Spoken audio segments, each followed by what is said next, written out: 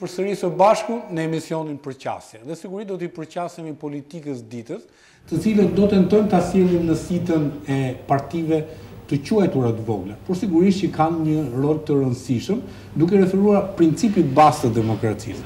Vota e gjithë secili duhet respektuar si e tillë dhe padyshim vota e çdo partie parimisht duhet respektuar për partinë që hidhet. Por në rastin konkret, a ndodh kështu? Dhe si mund të bëhet që të ndodhë që vota që shkon, vota e individit që shkon ka shi një partie qoftë dhe një parti modeste, të respektohet në maksimumin e mundshëm. Ne do ta nisim sot përqasjen në emisionin e kësaj radhe, duke ju bërë me dije dhe duke pranuar me kënaqësi që kam të ftuar në studio zotin Ekrem Spaia, kryetari i Lëvizjes e Legalitetit, faleminderit që jeni me mua në studio, dhe zotin Petro Koçi, kryetar i Partisë së Vërtetë Socialiste 91, faleminderit që jeni me mua në studio. Përshëndetje. Atëherë, padyshim duhet pyetur nëse do të kemi perspektivë pozitive në raport me amendimet që po i bëhen kodit zgjedhor dhe sigurisht duke referuar koalicioneve, do pyesim fillimisht zotin Spaia nëse kemi të dhëna pozitive në raportet që do mbaj Partia Demokratike ka shi kërkesave tuaja. Kërkesa që janë pak a shumë të përbashkëta me partitë e vogla të së majtës, për shkak edhe të asaj që sapo tham. Vota duhet respektuar atje ku hidhet. Reforma zgjedhore është një nga prioritetet kryesore politike që Bashkimi Evropian i ka dhënë Shqipërisë dhe po ndiqet me mjaft vëmendje nga i gjithë faktori politik, institucional, mediatik, publik, por edhe ndërkombëtarët, sepse realisht nga kjo reformë do të përcaktohen edhe zgjedhjet e ardhshme parlamentare që do të zhvillohet vitin e ardhshëm. Dhe ne shpresojmë që të gjithë partitë politike tashmë janë të unifikuara nëpërmjet një deklarate ku përfshihen edhe drejtuesit e partive kryesore, Partia Demokratike dhe Partia Socialiste, kanë nënshkruar për disa amendime që kanë të bëjnë me sistemin zgjedhor, me mënyrën e përllogaritjes së mandateve në qarqe apo në rang kombëtar, dhe të gjitha pretendimet e tjera që partitë jo kryesore i kanë shtruar dhe ne presim që këto të marrin në zgjidhje në Komisionin Parlamentar të Reformës Zgjedhore. Ka një fakt që duhet mbyllet brenda 24 majit. Zoti Berisha është me udhtim pune, a mendoni se do kemi të dhëna pozitive? Është një afat i përcaktuar, por ne gjithmonë kemi vuajtur nga humbje kohe të kohë, se hase kemi kohë dhe pastaj hase s'kemi kohë dhe të përmbyllim ato që janë kryer. Është shumë më mirë që të zgjatet edhe pak afati kohor i përmbylljes së reformës zgjedhore dhe të merren parasysh të gjithë rekomandimet e OSBE-ODIHR, por edhe gjithë pretendimet e shqetësimet që kanë dalë nga zgjedhjet parlamentare të vitit 2009, nga zgjedhjet parlamentare të 8 maj 2011, por edhe gjithë amendimet që partitë e tjera kërkojnë që t'i bashkangjiten në reformën zgjedhore. Pra shtyrja e afatit nuk mund të jetë arsye që nuk kemi kohë. Absolutisht, ditën e njëjtë personalisht besoni në vullnetin e zotit Berisha për të dhënë një koncesion të durë kashius në raport me atë që sapo thamë. Vota e individit duhet respektuar për aty ku hidhet. Ne s'duhet të paragjikojmë përderisa dy drejtuesit kryesor të politikës shqiptare, si zoti Berisha ashtu dhe zoti Rama, kanë deklaruar që partitë e tjera janë cënuar nga vota në zgjedhjet parlamentare të vitit 2009. Varet nga deklaratat e cilës kohë i referoheni. Mbas zgjedhjeve parlamentare të vitit 2009 dhe ku filloi dialogu sidomos në nëntor të vitit shkuar, që kishte një klimë më bashkëpunuese dhe u rikthye dialogu dhe kanë deklaruar. Pastaj janë nënshkrues të pikërisht të gjithë pretendimeve që partitë kanë që të gjenë zgjidhjen e reformës zgjedhore dhe nuk duhet i paragjykojmë, por të presim deri në përmbylljen e kësaj reforme që është jashtëzakonisht e rëndësishme. Duhet ta pranojmë një fakt se brenda një dite u zhvilluan zgjedhjet në Francë, në Greqi, edhe në Serbi. Pastaj ne nuk na vjen as pak mirë që t'i referohemi Serbisë, por në Serbi u zhvilluan 3 palë zgjedhje, zgjedhjet për presidentin, zgjedhjet parlamentare dhe zgjedhjet vendore, edhe kur për pak orë u deklaruan rezultatet. U deklaruan rezultatet dhe asnjë nuk kishte. A çështje tjetër, por e kam fjalën që mënyrën se zhvillojnë 3 palë zgjedhje brenda një dite dhe për pak orë del rezultati dhe nuk kontestohet vota e elektoratit kudo pa i paraqykuar arsyet pse kanë votuar një forcë politike apo një kandidat. Dhe Shqipëria besoj që duhet i dale nga harta, duhet të dalen nga harta e vendeve që kontestojnë votën, sidomos humsit, dhe duhet të arrijmë në një moment që fituesi të urohet nga humsi, po mbi bazën e një procesi krejtësisht të lirë, transparent, të hapur dhe të respektohet vota e lirë e qytetarëve, pavarësisht se ka zgjedhur për të drejtuar në 4 vitet e ardhshme apo cili do të qëndrojë në opozitë. Por disa sinjale nuk janë pozitive dhe ne duhet të insistojmë që nuk është thjesht një kërkesë e partive politike, po është një domosdoshmëri kombëtare që Shqipëria duhet të mbyllë kapitullin e kontestimit të zgjedhjeve të lira, të ndeshme dhe me shanse të barabarta. Pranimi i rezultateve. Pranimi absolutisht nuk duhet të paraqyjojmë se kush do të jetë fitues, por të respektohet vota. Vota është guri themeltar i një demokracie. Dhe kemi 22 vjet që këtu fituesi nuk urohet. Dhe nëse do të kemi një reformë zgjedhore, jo mbi bazën atyre që ne kemi parashikuar, por edhe mbi bazën e rekomandimeve të OSBE e ODIHR-it, përsëri do të vinë që ne do të kemi kontestim të rezultatit dhe humsi nuk do të pajtohet me humbjen dhe vërtetësohet gjithë esoria demokratike e një vendi aq më tepër që jemi në procesin në integrues të Shqipërisë në Bashkimin Evropian. Atëherë do doja një interpretim po politik nga zoti Koçi në raport me të majtën, në një farë mënyrë me aleatët tuaj, dhe pyetja është sigurisht konkrete dhe korekte. A besoni në vullnetin e Partisë Socialiste dhe zotit Rama për tashmë i referohemi në shkrimit një marrëveshje me partitë e vogla, dhe sigurisht te kjo ëndra që sapo përmendi zoti Spahiu që ne të pranojmë zgjedhjet dhe mos kemi kontestime. Si gjykonin, ju keni patur dhe pozita të rëndësishme, po themi në ekzekutiv, keni dhe eksperiencët e duar në raport me zgjedhjet? Nuk gjykoj që duhen rrafshuar të 22 vjetët në kuptimin e ndodhive dhe dukurive elektorale. Ne kemi zgjedhje në 92-shit, por dhe 2005-ës, ku rezultati është pranuar. Pavarësisht se ai 2005-ës ka pas një interpretim në planin politik, por zgjedhjet janë pranuar. Po sidomos zgjedhja në 92-shit, në 2 rastet ka qenë kryeministër zoti Nano, janë pranuar normalisht. E kam fjalën nuk duhet parë sikur gjithçka është kaq rrafsh. Problemi mendoj nuk është fakti që na mungon pranimi i humbjes nga kundërshtari. Për shembull, ne kemi në zgjedhjet lokale me qindra raste ku rezultati pranohet nga humsi. Apo jo. Problemi janë vetë zgjedhjet, sepse në fundit kur ne diskutojmë për këtë gjë, pavarësisht nga pozicionet politike që kemi dhe kiet parasysh që kush është palë fituese nga njerë përpiqet që fajin për gjykimin negativ të zgjedhjeve t'ia vër humsit i cili nuk e pranon rezultatin.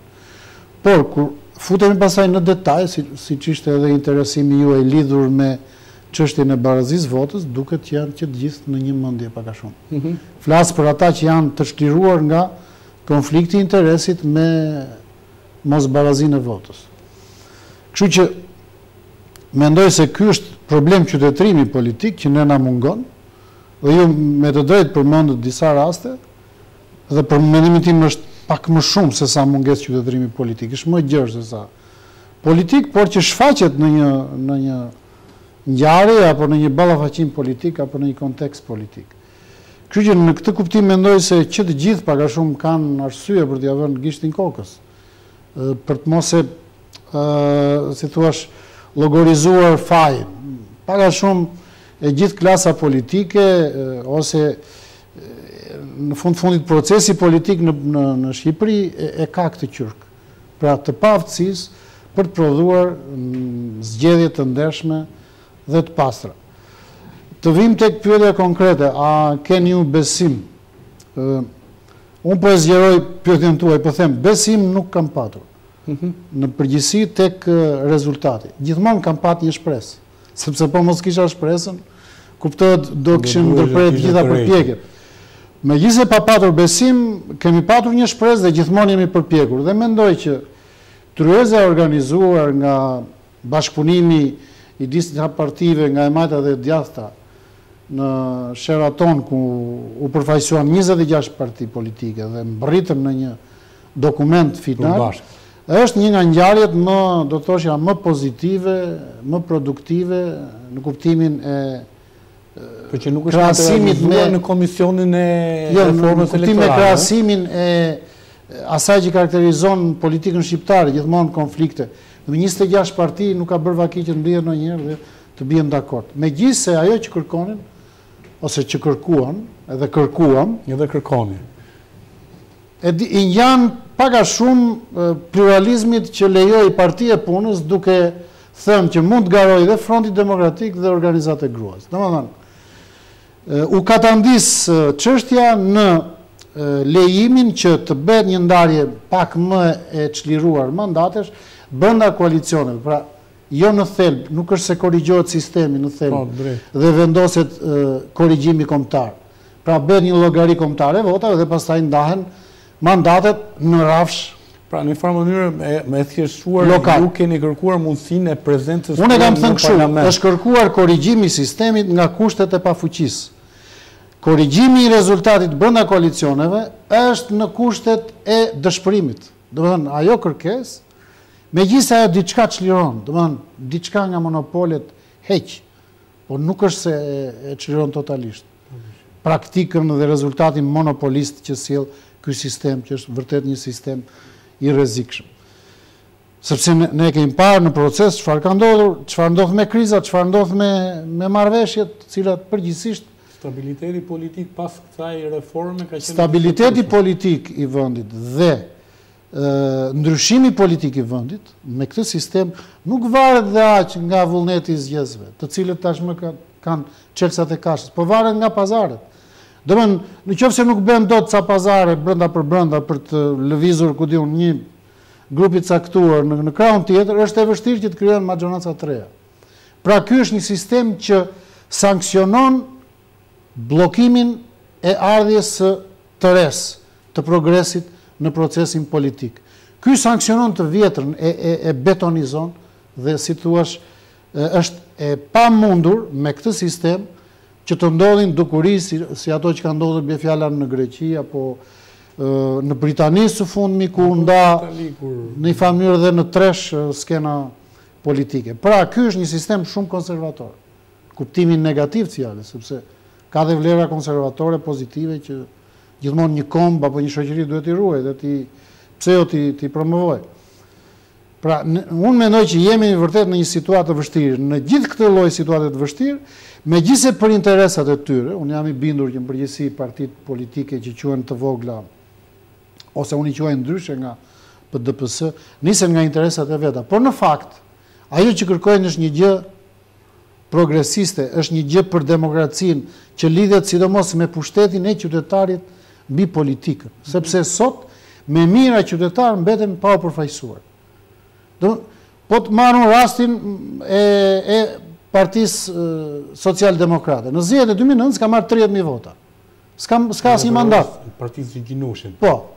Ndërkohë kemi parti të tjera që kanë marrë shumë pak vota, por meqense fati i ka bërë që ti marrin vetëm në një qark, atëherë kanë marrë një deputet dhe quhen parti parlamentar.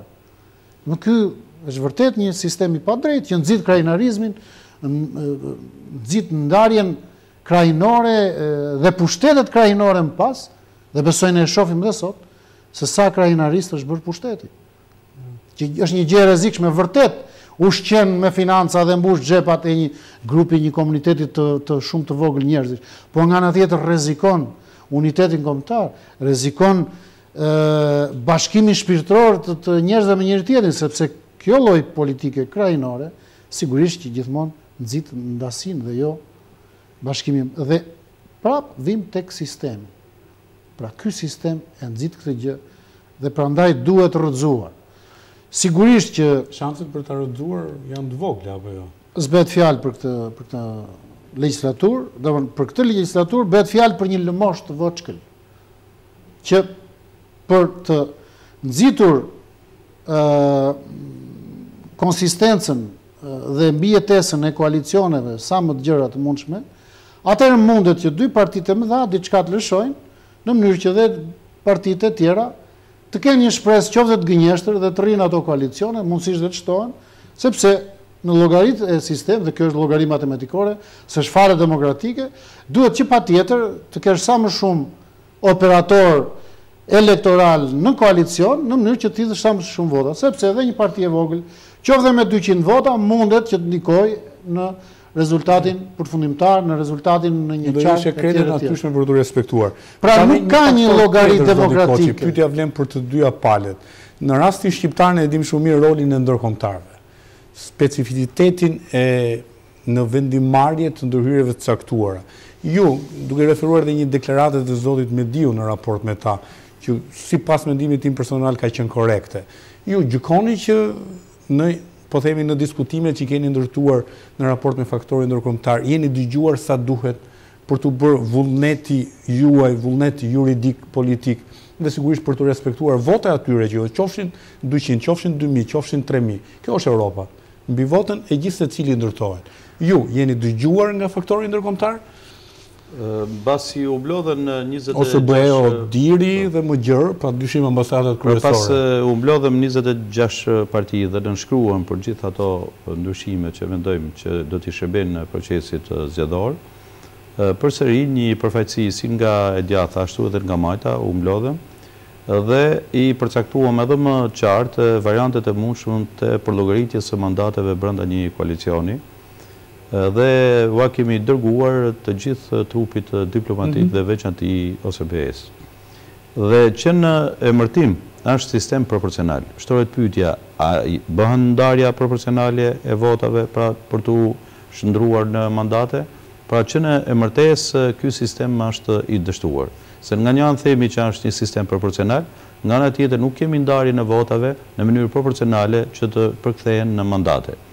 Dhe mënyra e përllogaritjes së formulës së tanishme i privon partitë e tjera që mund të marrin votat e plota të mjaftueshme. Konkretisht ne i kemi votat për më shumë se përfaqësimi me deputet, por fatkeqësisht nuk i kemi pikërisht nga kjo përllogaritje. Por ne nuk jena të prirur, e them me sinqeritet, që duhet domosdoshmërisht me qenë një parti politike në parlament për hir të kryetarit apo të strukturave drejtuese. Ne shtojmë dërgimin e zërit atyre që kanë votuar në parlament. Pikërisht për këtë.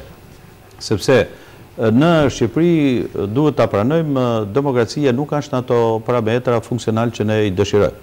Dhe shumë shtresa të kësaj shoqërie kërkojnë përfaqësimin e tyre real në Parlamentin e Shqipërisë për atë program që kanë. Dhe nëse sistemi proporcional do t'i garantonte këto, është vetë elektorati që bën seleksionimin se cila parti do të jetë në parlament, cila do të jetë në majorancë, cila do të jetë në opozitë. I rikthejmë pyetjes. Ne komunikimin me ndërkombëtarët e kemi patur, por edhe ato deri tani nuk kemi një përgjigje pozitive që do të merren në konsiderat gjitha këto. Por ne para se duhet adresojmë gjithë shqetësimet tona politike për sa i përket zgjedhjeve, për në tërësi është udhës që më shumë të rrisim dialogun mes forcave politike, mes institucioneve të shtetit shqiptar dhe s'kemi pse të adresohemi ke faktorit ndërkombëtar që ato në fundit janë edhe pjesë e këtij tranzicionit të gjatë. Duhet kemi parasysh se fatkeqësisht në çdo palë zgjedhje ku është kryer reforma zgjedhore. Reforma zgjedhore duhet ta pranojmë, është bërë mbi bazën e vetë, ose kjo nuk ndodh në një vend që dy partitë kanë veto në një reformë, pra me një komision parlamentar. Në sistemi bipolar që është... Pra, kanë drejtën e vetos edhe pa të drejtën e tyre nuk mund të kaloje kjo reformë ose paket për miratim në seancë plenare.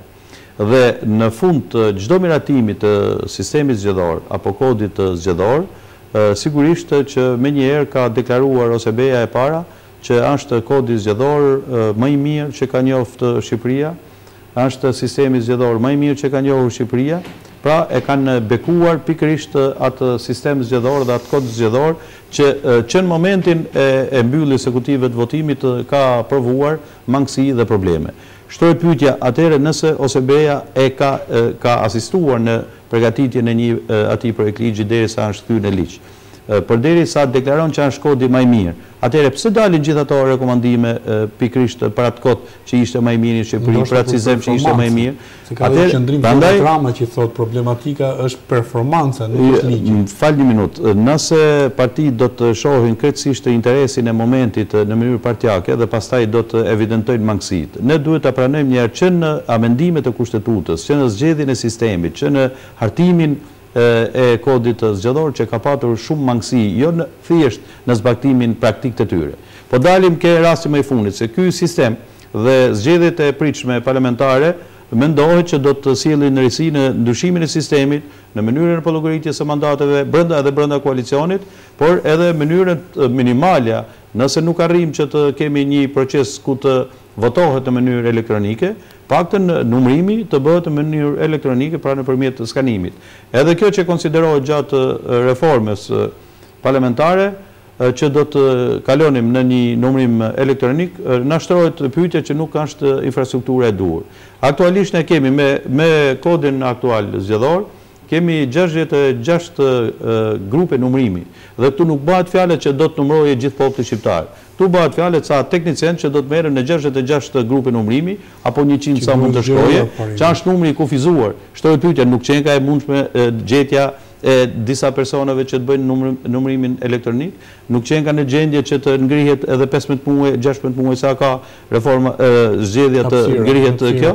Pra janë krejtëse të mundshme kapja afateve kohore për ngritjen e infrastrukturës minimale në zgjedhjet parlamentare të 13-s të bëhet numrimi në mënyrë elektronike. Dhe kjo unë nuk mendoj që as nuk mund të justifikohet kush nga mungesa e financës. Vetëm financat që përfitohen nga një armat e jashtëzakonshme të antarëve të grupeve të numrimit e të komisioneve të nivelit 2 të 3, është kosta edhe koste financiare do dalë shumë me lehtë në drejtim të administrimit së votës së elektorale. Kosta më madhe destabiliteti politik. Po marrim edhe anën financiare, edhe ana financiare del përsëri në financiare, destabiliteti politik është fatura më e shtrenjtë. Ajo është kryesorja, por prandaj unë gjykoj që nëse ekziston vullneti politik, është gjithë koha e duhur në dispozicion për me ngritë infrastrukturën që ne minimale të kemi numrimin elektronik dhe kjo do ta zvoglonte në përmas atëherë zakonshëm kontestimin e votës. Se nëse do të kemi ne këtë mënyrë numrimi me antar me fletë, pra që do t'i numrojnë antarët e komisioneve të partive, që duhet ta pranojmë do të jenë militantët. Përsëri ne do të kemi të njëjtën situatë që pas zgjedhjeve të vitit 2009, që shqiptari ti kesh gjithë rregullat e përcaktuara qartë, edhe të biesh dakord edhe se pranon humbje për nga atyre. Jo që të ketë mundësi një element që ta komprometojë gjithë procesin zgjedhor, nuk e pranojmë rezultatin. Prandaj unë mendoj që ndërkombëtarët duhet të insistojnë sepse në fundit është edhe një përgjegjësi e tyre për gjithë vitet që ato shërbejnë në Shqipëri. Ne para pak javë u organizua një takim në Kryesinë e Kuvendit të Shqipërisë me rastin e 15 vjetorit të ardhjes së prezencës së OSBE-s në Shqipëri. Dhe duhet ta pranojmë që prezenca e OSBE-s është më shumë se në asnjë vend tjetër. Por ama duhet ta dimë edhe këtë që Shqipëria është vendi që kontestohet më shumë se askund, edhe çështja e votës, që realisht edhe ato kanë një përgjegjësi jashtëzakonisht madhe, krahas edhe gjithë partive të tjera politike që duhet ta pranojmë nuk e kanë menje për një zgjidhje afatgjatë çështjes votës lirë, por për të kaluar momentin drejt. Do të thotë si e gjykoni dhe deklaratën sigurisht nuk është e re, po që janë bërë pjesë e krizës, i referohet faktorit ndërkombëtar kryesisht OSBE-s, ka dhe një deklaratë fundit të aleancës kuqezi në raport me ambasadorin OSBE-s, që thotë është bërë pjesë e qeverisjes e reformave me interes Partisë Demokratike. Si e gjykoni rolin e tyre përgjithsisht? Edhe fakti që ju keni kërkuar pas keni shkruar, keni kërkuar në mënyrë korekte dhe konkrete nevojat tuaja politike. Tani, me situatën në vijim që ka Shqipëria si pjesë e integrimeve euroatlantik i përmbyllur në një fazë, po për çështje standardesh besoj se ka akoma për të bërë. Dhe në integrimin evropian që është në vijim, kuptohet që koncepti mbi atë quhet pavarësi klasike ka ndryshuar. Përgjithsisht këto vende jo vetëm Shqipëri janë kthyer si në një lloj autonomie. Bile dikur më kujtohet me një debat që bëj për Kosovën, unë thoshje që Kosova do fitoj atë që do humbas Serbia. Kuptimi që do vi një moment që do të ishin të dyja në BE, po duhet bashkëtuar me gjithse Kosova për shumë lufton për pavarësi, në fund një status në BE është një lloj autonomie. Dhe Serbia duke vajtur në BE, do humbi se Serbia quhet e pavarur apo jo. Nuk është si punë e Kosovës. Dhe ka një sfidë integrimin evropian. Jo, jashtë kontekstit të aktual. Po thash në parim. Domethënë që shumë gjëra kanë ndryshuar, që do thotë pushteti ndërkombëtar mbi një vend antar i organizatës ku bën pjesë është shumë i madh. Po dhe përgjithësisht komuniteti duhet të jenë po kaq të mëdha. Dhe nesër edhe antar i BE-s, apo jemi dhe antar të OSB ODIR. Gjithsesi, nuk është se ata duan Shqipërinë më shumë se sa duhet ta duam ne. Ndoshta e duan më mirë ata, se ne duam shumë në mënyrë emocionale. Edhe por humor besoj avlen të kujtojmë atë duaj Shqipërinë si shqiptari Amerikën. Se jam shumë dakord. Ta bëjmë si Amerika Shqipëri. E vërteta është që ndërkombëtarët kanë goxha pushtet dhe përgjithsisht opinioni publik e vlerëson. Megjithse ka një lloj rënie, do të thoshë. Domethënë dikur një deklarate një ambasadori ishte shumë më tepër e dëgjueshme nga veshët e politikës shqiptare. Sa vjen edhe më pak dëgjohet, sepse politika është bërë pjesë e një strukture që quhet oligarki politiko-financiare dhe janë interesat financiar që e bllokojnë veshin politik. Të do të certifikojë dhe gara për presidentin pak a shumë raportin e këtyre grupeve dhe kjo është certifikuar me kohë. Domthonë gjithnjë më pak dëgjohen kritikat dhe gjithashtu unë vëre që nuk është më ajo vëmendje që ka pasqenë për Shqipërinë, që edhe një fenomen bie fjala korrupsioni jo shumë të, po them madhor, e godisnin. Tani për shumë për korrupsionin shumë pak flitet apo jo. Ju mendoni se ka më pak korrupsion apo ka rënë shumë më tepër? Ka rënë vëmendje ndërkombëtare ka si korrupsion. Sa vjen dhe shtohet. Po ka fjalën vëmendja është shumë e ulët. Dhe sigurisht që ka pas dhe një lloj taktike ndofta që janë ca punë që duhet i zgjidhin vetë politikanët shqiptarë ose shqiptarët vetë mes tyre, por duket që kjo gjë nuk po funksionon. Nuk po funksionon sepse marrin për shembull zgjedhjen e presidentit të Republikës dhe në një, do thoshja, jo se unë jam i opozitës dhe bie fjala do ta kisha në interes presidentin konsensual, megjithëse jam një nga ata që kam votuar kundër ndryshimeve kushtetuese dhe kundër kodit elektoral në fuqi, që lidhen me njëri tjetrin në frym. Pa dyshim. Them që zgjidhja më e pjekur është gjithmonë një president konsensual. Ne edhe kur e dëgjojmë për një vend tjetër si Gjermania, themi bravo, u treguan të mençur, i dhanë një zgjidhje të përbashkët, megjithëse mund ta zgjidhin veçmas nga majoranca, për shembull në Gjermani apo diku. Jo, vret veshin fakti që e kërkon një gjë ti zoti. Pra, një zgjidhje e pjekur, i cili ka qenë pjesë në këtyre ndryshimeve që ju thatë. Le të flasim pak më vonë për Edi Ramën. Po e kam fjalën që për zgjedhjen e presidentit. Një zgjidhje e pjekur nuk vjen nga brenda. Domthon kur shikon pastaj që fillon një lloj presioni, ka një deklaratë që do ta zgjedhim që në raundin e parë me 84 vota. Pse jo, bile thoni jo, janë pak 84, duhet edhe 140, po them in extremis. Kam dëgjuar sot deklaratën. Po ka qenë deklaratë e zotit Meta dje dhe ambasadorit holandez sot. Si duket ka dëgjuar zotin Meta dhe ka përsëritur. Pra, e kam fjalën që duhet presion ndërkombëtar, sepse interesat ditës për pushtet janë të tilla që i bien ndesh dhe zgjidhjeve që kanë rëndësi strategjike në fundit. Kështu që ne kemi të nevojshme këtë gjë. Nëse vim te OSB ODIR-i, atëherë mund t'ju them që ndryshimet në kod të 2009-s janë në kundërshtim flagrant me rekomandimet e OSB ODIR-it për zgjedhjet e 2005-s. Domethënë janë komplet në të kundërt. Dhe OSB ODIR-i e qepi gojën. Dhe tha roft konsensusi. Ishte me konsensus. Me sa duket, çfarë shpjegon kjo? Kjo shpjegon që për disa tuaj problemi është trazira në Shqipëri. Dhe thonë, mo letë merren vesh me njëri tjetrin këta, po letë bëjnë çfarë të duan, letë ta bëjnë si të duan. Me sa duket nuk shohin dhe aq standardet, por për shkak të ngjarjeve që ka ndodhur her pas here në Shqipëri, nisen më shumë nga kjo, sepse thonë një konsensus shtyn ca kohë. Në fakt, kur konsensusi është jo parimor, jeni të bindur që ajo që quhet paqe dhe stabilitet zgjat shumë pak, sepse një marrëveshje jo parimore e ka brenda shpërthimin, e ka brenda të keqen, e ka brenda krizën.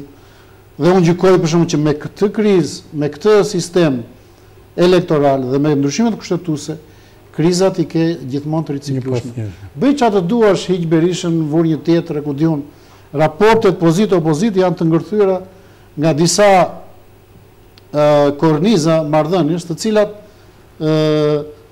do ta mbajnë për mendimin tim për një kohë të gjatë Shqipërinë në kohra krizash, në situata krizash. Do dëshiroja mendimin e zotit. Në ana tjetër,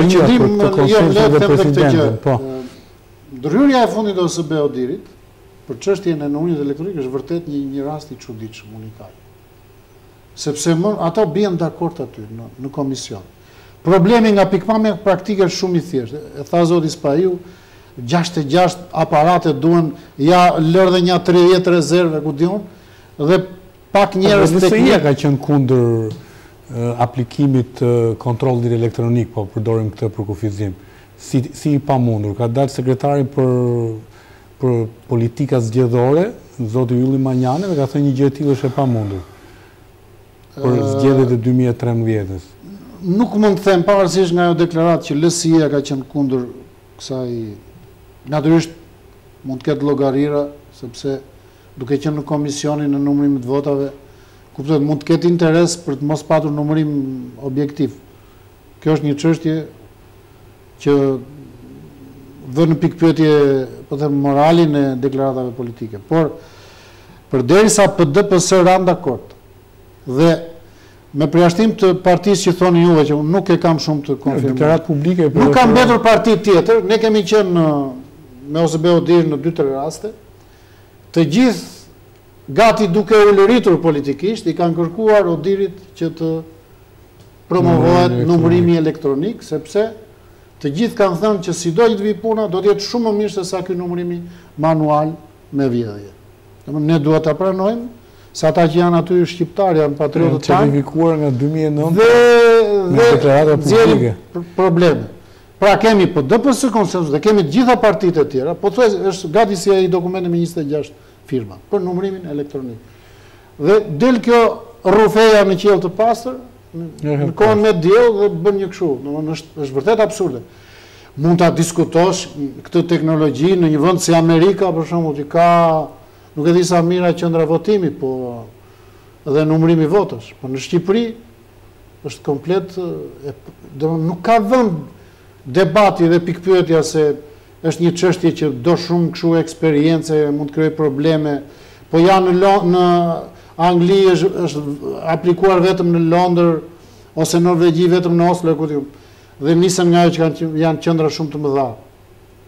Apo ku ka shumë. Në Shqipëri problematika është vjedhja, është mos objektiviteti. Që ndodh kryesisht te numërimi. Jo, dhe kjo ndodh në të gjitha qendrat e numërimit votave. Nuk është se është një problem që e ka vetëm Tirana dhe nuk e ka, po them, Shkodra, apo jo. Që ta krahasojmë me atë, pra që në gjithë Britaninë vetëm Londra e aplikoi. Ky është problemi gjithandejshëm. Atëherë vim tek aplikimi një teknologji e cila është e ftohtë politikisht edhe bën numërimin siç duhet. Po sipas dhënave të sigurisht nga komisioni i rinumërimi apo jo, sipas deklaratave të fundit. Sot komisioni ka rënë dakord ta konsultojë përsëri nevojën e numërimit elektronik. Po, unë uroj që kjo të bëhet. Sigurisht që kjo nuk e shmang numërimin në qoftë se do jeti domosdoshëm manual. Numërim manual aty e kemi fare kollaj. Po do përsërisim skenat që janë bërë deri tani, hajde t'i shmangim. Dhe të fillojmë ta pranojmë më ftohtë rezultatet dhe kur humbasim. Ta pranojmë. Oke, unë duke i referuar konsensusit, në dy raste, do i referuar dhe nevojës sfidës më të rëndësishme që ka politika sot, zgjedhjes presidentit ri, që do filloj me kthimin e zotit Berisha nga Chicago. Ju, si parti politike, do ishit për një president konsensual, apo në respektin stoik ndaj asaj që përcakton kushtetuta? Pra mund të kemi edhe një president me 71 vota, që mund të jetë i Partisë Demokratike. Cilë është qëndrimi i lëvizjes së legalitetit? Për sa i përket partive aleate me Partinë Socialiste, në lidhje me reformën zgjedhore, ndajmë të njëjtat qëndrime. Ndërsa interesa të përbashkëta elektorale. Jo në kuptimin thjesht interesa partjake, interesa në shërbim të demokracisë dhe respektimit votës. Përbashkëta elektorale, thash. Po. Ndërsa për qëndrimet e tjera sigurisht kemi qëndrimet kundërta. Demokracia në konceptin tonë është edhe alternativ. Për ne, alternativën më të mire kemi përballë shqiptarëve që institucioni mbretëror është shumë më i përshtatshëm edhe për shtetin edhe për shoqërinë shqiptare.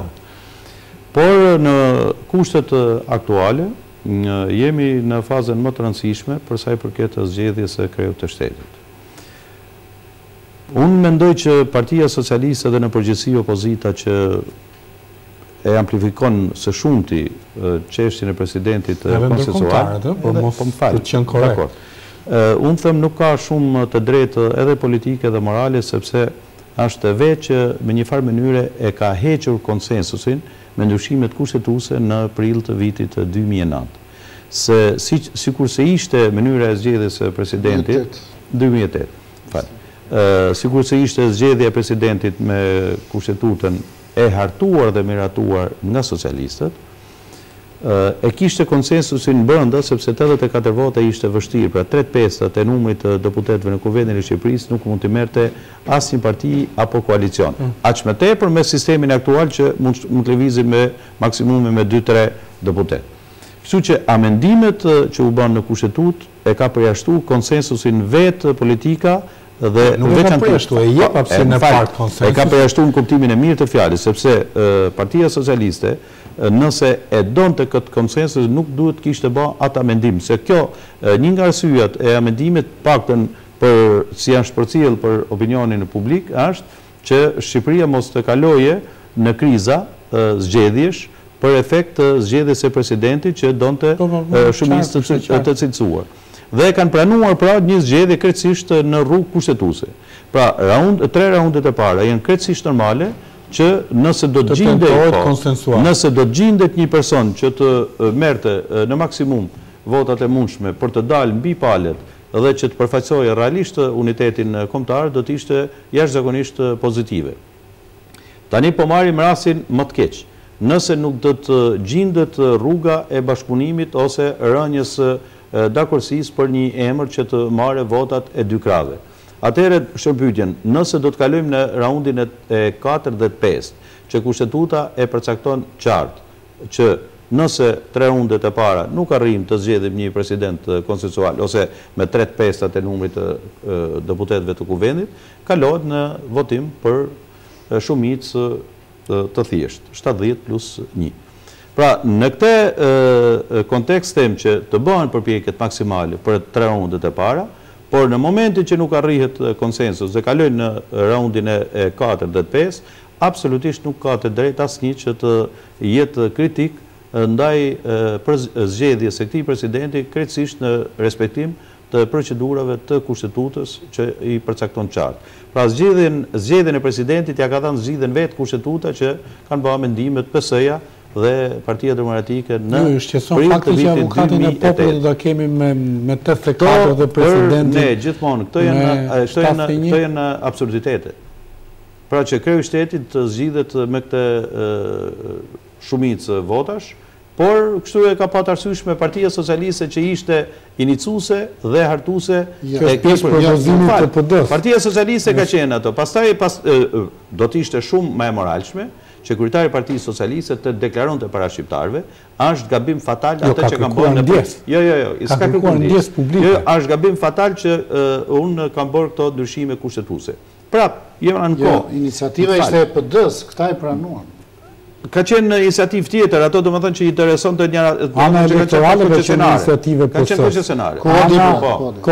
Kodi u bë pazar kod me... Dhe unë mendoj që takimet që po bëhen shumë në emër të gjetjes e një personi, por duke nxjerrë përpara procesin, mendoj ma shumë po bëhet se sa mund të përfitohet me emrin e ri të presidentit kur të zgjidhet, duke ditë edhe kompetenca që ka me sistemin e drejtësisë, me shishin, me prokurorin e përgjithshëm, me të tjera, se sa një proces krejtësisht ligjore kushtetuese e ka përcaktuar kushtetuta. Dhe unë nuk shoh ndaj problem në zgjidhjen e presidentit, por më vjen mirë që dje Rama, do më thonë mos u gabosh dje, tregonte që ne do të synojmë marrjen e pushtetit, por jo çështjen e presidentit, sepse e din shumë mirë që e ka përcaktuar kushtetuta që është... Në keni menduar njëherë të propozoni Partisë Demokratike Princ Lekën? Ne nuk e shohim... Ka praktika të rajonale cilët kanë marrë role politike ekzekutive. Si figurë konsensuale, nuk e di e keni menduar njëherë. Familja mbretërore asnjëherë nuk ka abdikuar nga froni mbretëror. S'ka abdikuar. Dhe para dhe ne mendojmë që sistemi republikan është, mos me thanë, i dështuar, prodhon kriza të herpaseshme. Edhe ky moment që u mendonte që do të kapërcehi kriza, jeni ndërgjeshëm që jeni në pakicë me një koncept të tillë në rastin konkret. Besoj se ne jemi në shumicë, sepse këta kanë dëshmuar shqiptarët në referendum që u bë me 20 qershor të vitit 1997. Por nuk po flasim për një histori të shkuar, që është një histori që i përket të ardhmes, jo që është mbyllur e kapitull. Ne po folim për momentet aktuale që ditën e hënë fillon procedura për zgjedhjen e kreut të ri të shtetit dhe mendojmë që të përfundojë sa më shpejt dhe të merrem me problemet e tjera dhe mos humbim kohë me një çështje që ja ka dhënë zgjidhjen kushtetuta dhe vetë Partia Socialiste. Ajo mendon se sa mund të nxjerrë ai koncesion nga zgjedhja e presidentit pra të përfitojë pushtet të dhuruar, po jo të fituar. Pozicionimin e qartë të ndërkombëtarëve që janë referuar kandidatë konsensual ka një deklaratë të ambasadorit amerikan me 84 vota, deklaratën e sotme të ambasadorit holandez me 140 vota. Absolutisht edhe... Dhe rolin që ka të unitetit në kushtetues. Edhe kreu i majorancës, kryeministri Berisha ka deklaruar që do të ishte shumë pozitive që kandidatin që do të paraqiste ta votonte edhe Partia Socialiste. Pra me këtë nuk kuptohet. Pasi s'ka thënë që një president që zgjidhet me në raundin e 4 apo të 5 me 71 vota, nuk është një proces legjitim. Gjithë edhe ne që jemi këtu në të studio dëshirojmë që kreu i shtetit të zgjidhet me një numër sa më të madh të votave. Jeni politik bërës duke menduar a do të jetë kjo po themi premise një krize të ardhshme? Jo, s'ka, absolutisht nuk ka krizë. Se politik bërësi punon sot për të llogaritur rezultatet nesër, që mos kemi përsëritje të kësaj situate zgjedhore. Zgjidhje ja ka dhënë kushtetuta dhe nuk ka as një ndërkombëtar as edhe një shqiptar. Edhe një dëshiron ta bëni kushtetutë të monarkisë parlamentare apo jo? Nëse mendojmë ne që mos jemi krejtësisht të jena gjithë synimet tona të kena afat shkurtra, të mendojmë. Pra për ne do të ishte shumë mirë një... Gaboj zoti Rama ta lëm kështu. Jo. Ka mundësi të rregullohet. Nëse ato e shohin që është e pamundur që të zgjidhet një president konsensual me mënyrën se si shkohet në votim apo si janë bën ndryshimet kushtetuese, të përcaktojnë që sot fillojnë amendimet për zgjedhjen e presidentit nga populli. Dhe një president i dal nga populli s'do të kishte detyrim asnjëres parti për sa i përket këto që shihet se a është i këtij apo i atij. Se shtohet pyetja pse kërkon Partia Socialiste që të jetë një person edhe afër saj, ose pse shikon Partia Demokratike. Ne mendojmë që mbasi të zgjidhet përfundimisht çështja e sistemit formës së regjimit në Shqipëri, një president i zgjedhur nga populli do të ishte zgjidhja më e mirë që mund të jepte në raport me çfarë ka detyrimet kushtetuese presidenti. Sepse ne kërkojmë jashtë palëve dhe mbi palë, këto parti do ta propozojnë. Me këtë procedurë që e ka përcaktuar kushtetuta, nga partitë do të propozohet, është vullneti i shqiptarëve të përfaqësuar në Kuvendin e Shqipërisë që do të japin zgjidhje. Prandaj shtrohet pyetja, po marrim fundin. Nëse një president do zgjidhet me 71 vota, a ka njeri që mund ta quajë një president jo legjitim, që nuk është respektuar procedura? Po. Dëshira e gjithëve do të ishte, dëshira e gjithëve absolutisht, se them me sinqeritet, do të ishte që momenti që i ka ardhur Shqipërisë edhe mënyrat e proceseve integruese, sidomos me marrjen e statusit si vend kandidat, do të ishte shumë një sinjal pozitiv që presidenti të zgjidhet në maksimumin e mundshëm të votave në Kuvendin e Shqipërisë, të kalojmë edhe çështjen e reformës zgjedhore, gjithmonë duke marrë në konsiderat një të drejtë legjitime, jo që t'i bëjmë një privilegj disa partive, edhe besoj që këto do të jenë në dy momente shumë të rëndësishme politike për marrjen e statusit vend kandidat në vjesht. Ju si gjykoni, zoti Koçi, duke referuar edhe një takimi të zotit Meta me zotin Rama, gjykoni se do kalohet ky testi i presidentit, sepse ka analiza publike tashmë, pyetja që shtrohet është LSI-a me PS-n apo me PD-n. Deklaratat e zotit Meta mund të lexohen politikisht, duke referuar kandidaturës konsensuale, ka përdorur dje shifrën 140 deputet, që është përsëritur sipas me imituar nga ambasadori holandez. Si e gjykoni? Po flitet për deputet të tentativa shit blerjes votash, janë procedurat nora në rastin e nëse LSI flet për një president që zgjidhet me 140 vota, do të thotë që kërkon një president që ka mirë kuptimin 10 PD-s dhe PS-s. Pra, në këtë rast, ajo pyetja me PD-n apo me PS-n mund të mos qëndronte. Pra, nëse mbrapa kësaj... Zoti Rama i ka bërë ofertë publike për dalin nga qeverisja. Shihet presidenti konsensual. Po këtë e kemi thënë ka një 2 vjetë që edhe në këtë studio më duket që qofse LSI ka thënë zoti Rama që qofse LSI shkëputet nga qeveria në këtë moment tani akoma mund të themi është më vonë se kur e kemi thënë ne, po prapë është pak më herët se sa fundi i mandatit. Por të vim të zgjedhja e Presidentit të Republikës, duket që Presidenti i Republikës është më i rëndësishëm se sa reformat. Sepse me ligj, reformat duhen 84 vota, kurse presidenti shkon edhe me 71 vota, sepse na rrezikohet pushteti. Pra palët kur kanë bërë ndryshimet kushtetuese kanë menduar për pushtetin, prapanicën politike, karriket ku ulet, dhe jo dhe aq për Shqipërinë, apo jo. Sepse logjika do ta kërkonte, siç bëhen reformat me kode që kanë një shumicë cilësuar, është dhe Presidenti i Republikës, apo dhe krahasimi që bëhet me avokatin e popullit, që në fakt për mua nuk qëndron, se përderisa është avokati i popullit, do të thotë që s'mund të jetë me 71 vota. Siç është dhe presidenti, po me terma të tjera, kur thuhet përfaqësuesi i unitetit kombëtar, në fakt është presidenti i popullit. Apo jo, se këtë pak a shumë aty vërtetë republikë parlamentare janë në periferi të njëra tjetrës, unitet kombëtar dhe president, avokati i popullit e ku diun. Kështu që zgjidhja duhet jetë e pjekur dhe konsensuale. Këtu vënia e përdorimi i termit do jetë kushtetues nuk qëndron. Nëse ne themi kushtetues, duam ta çojmë patjetër në raundin e 4, atëherë është një lojë shumë e pistë politik. Ashtu e parashikon kushtetuta. Po me vullnet maksimal rekord votash. E kam të qartë, po kjo s'do të thotë që duhet instrumentalizuar raundi i 4 patjetër në favor të një paracaktimi nga ajo që është në majorancë, sepse do të kemi një disfat të konceptit kushtetues mbi presidentin e Republikës si përfaqësues i unitetit të kombit. Kështu që unë gjykoj që zgjidhja më e pjekur është konsensuale dhe besoj se çdo politikan që do një zgjidhje të pjekur dhe normale duhet të tentojë dhe luftojë për këtë zgjidhje. Ajo është parashikuar me justifikimin që është fjala për një situatë in extremis, kur pala në opozit mund ta përdorte për të bllokuar zgjedhjen dhe për të kaluar në vjet para kohë. Gjë që zgjidhej fare kollaj me një president që zgjedhet direkt nga populli, një herë mirë. Më kupton edhe do të ishte zgjidhja definitiv në raport me atë që ndodh në Shqipëri ku partitë politike marrin pushtete mbi institucionet kushtetuese, kjo do të ishte një zgjidhje më e mirë.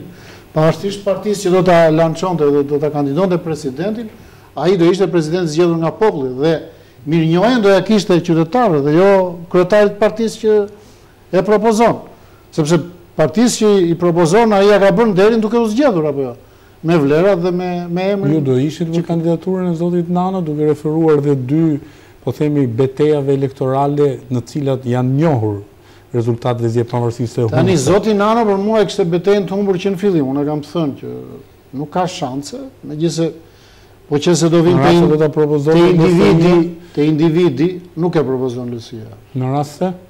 Por kjo nuk bëhet në rast se, është e njëjta gjë si kur thua për në rast se propozon PD. Ose po flitet për propozim në LSI. Po janë 20 firme, nuk janë të mjaftueshme ka. Nuk besoj se është zgjidhja me gara numrash. Domethënë duhet një zgjidhje që vjen së pari nga një vendim politik që ne do të kemi një president konsensual.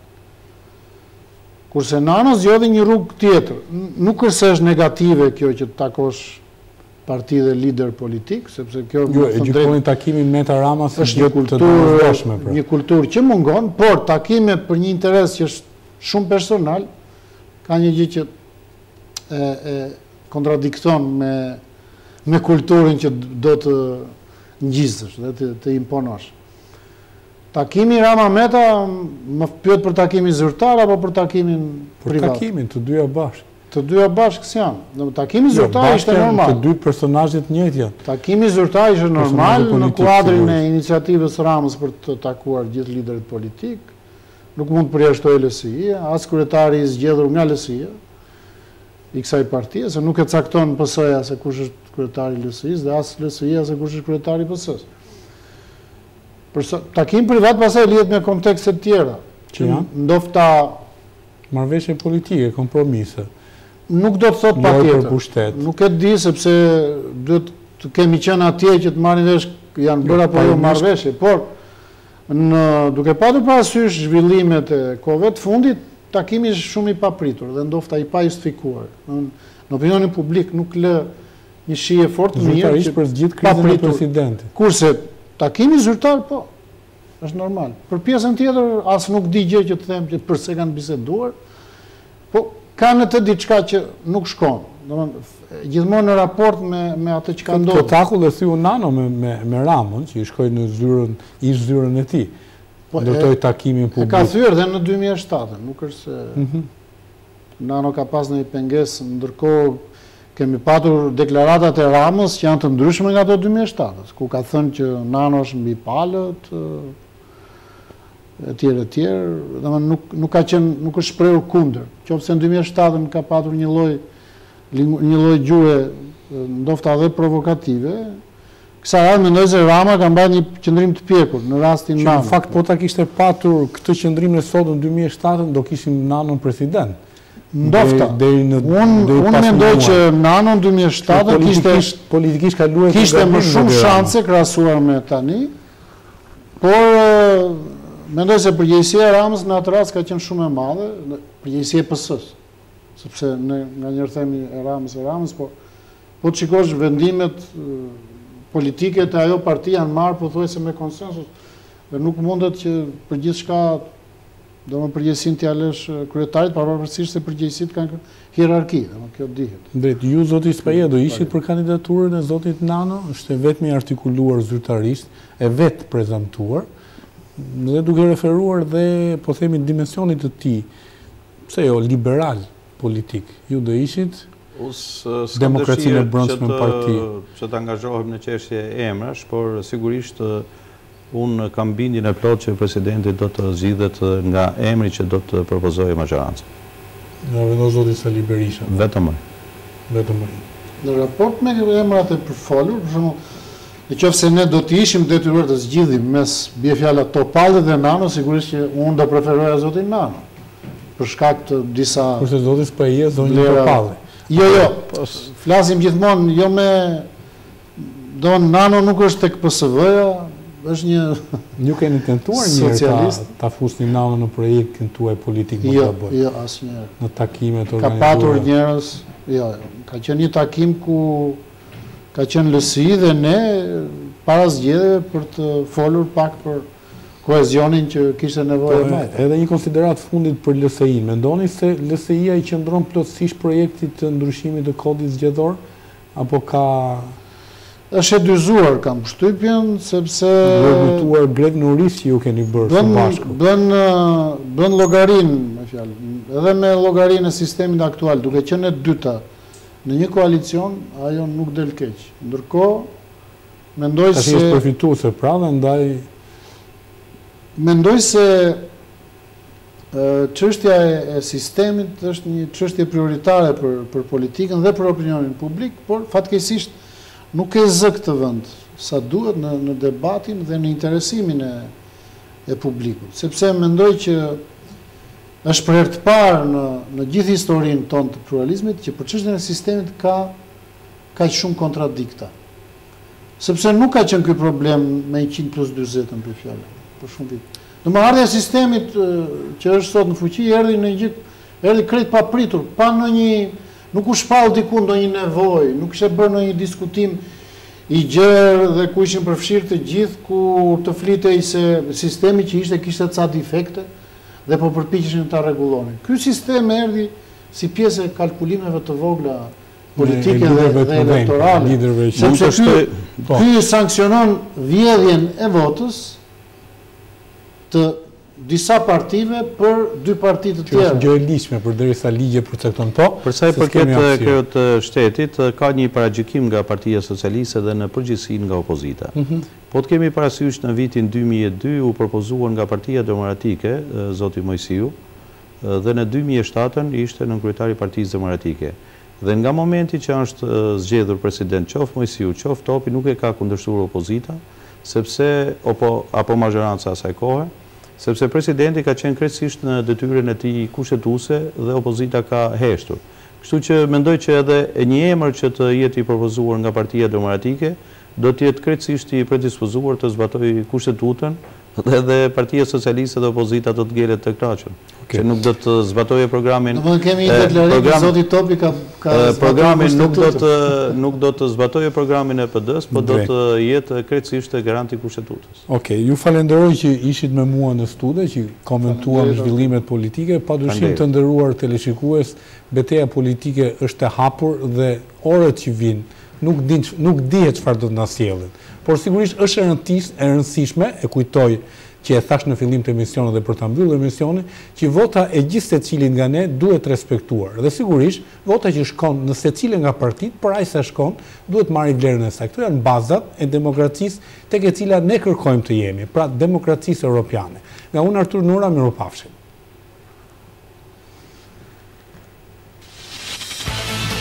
Nuk e kapë.